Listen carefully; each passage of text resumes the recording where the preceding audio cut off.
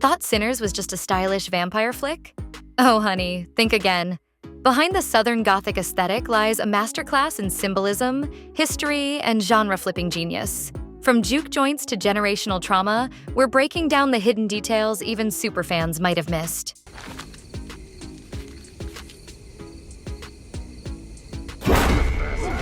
Before we dive in, don't forget to hit that subscribe button and turn on notifications.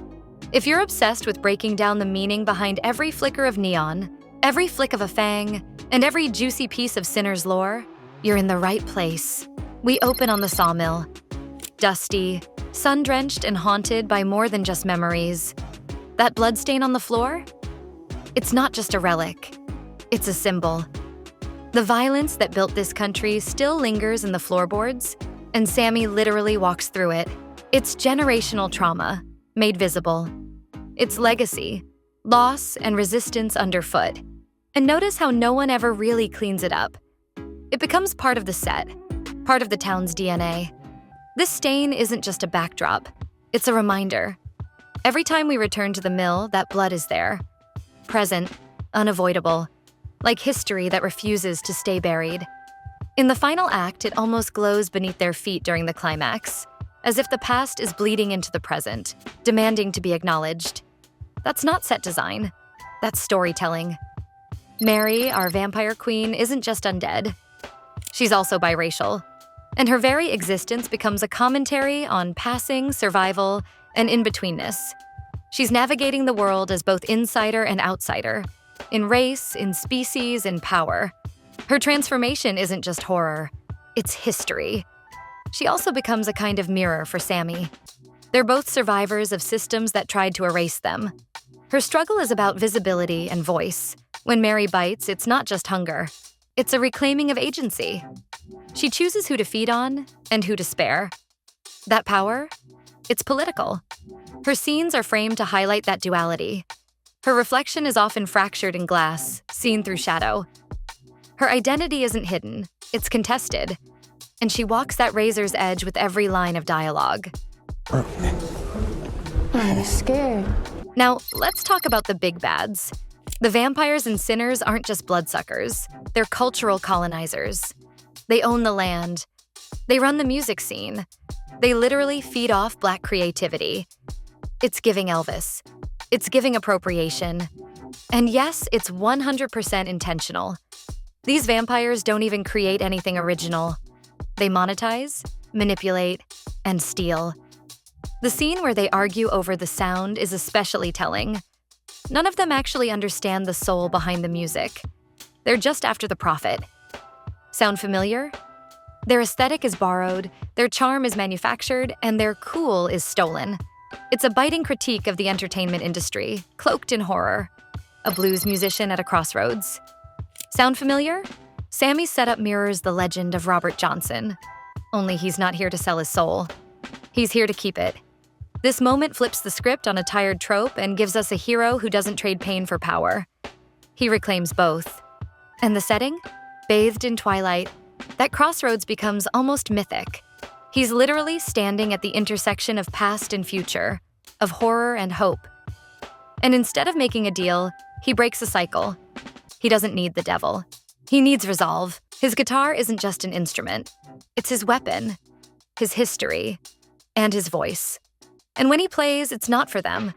It's for the ancestors. The Cho family believed money could buy protection, that their success might shield them. But Sinners crushes that illusion quickly. Vampires, and by extension, systemic power, don't care how much you've earned. That grocery store scene? Devastating, and 100% real. Even their store signage plays into it. Bright, hopeful fonts against a blood-soaked reality.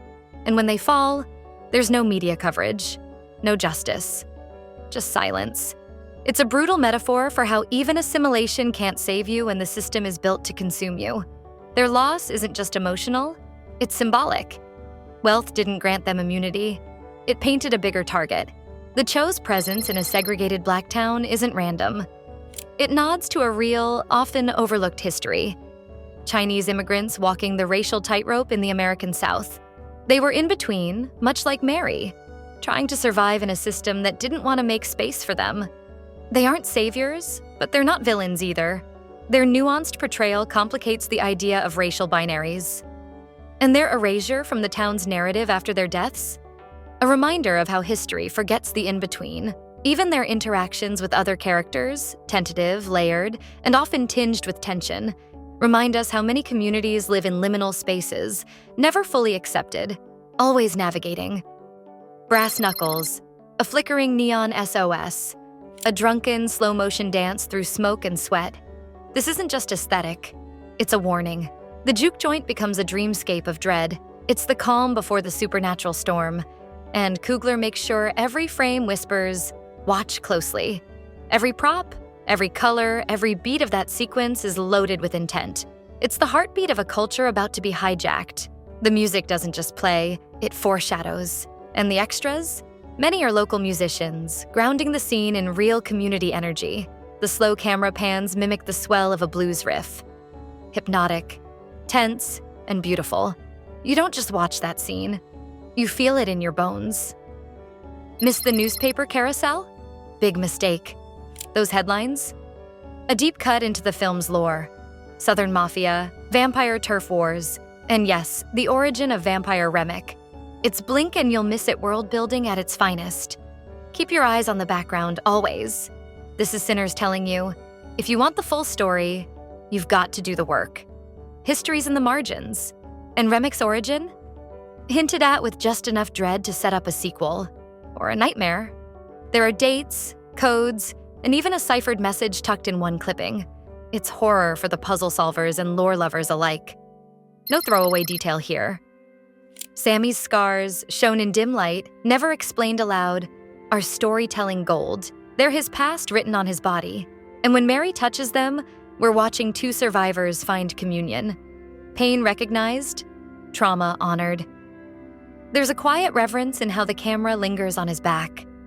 No flashy reveal, just truth. And in a film full of predators showing scars as its own kind of bravery, the scars aren't just physical, they're narrative. They speak of things unseen, unsaid, and unforgettable. Now, Smoke's final moment. He lights a cigarette, exhales, and we all feel it. Goodbye. In a world full of fangs and fire, this quiet human act hits hardest. It's ritual, memory, a last breath before oblivion. It's also a nod to Black masculinity, softness and strength. His death isn't loud. It's mournful, intentional, and dignified, a reminder that sometimes silence screams. That final puff is framed like a benediction. He doesn't go out in flames. He fades like a song's last note. Early in the film, someone says, "Southern doesn't mean slow." It's a quip, but also a clue. This film is fast-paced, layered, brutal. It looks dreamy, but blink and you'll miss the daggers hiding in the drawl. It also flips the stereotype. The pacing isn't slow, it's simmering, a pot that's ready to boil over. And when it does, baby, it burns. This line becomes a thesis. The South may move with rhythm, but its fury runs deep. And finally, the line that haunts. It's not a dream.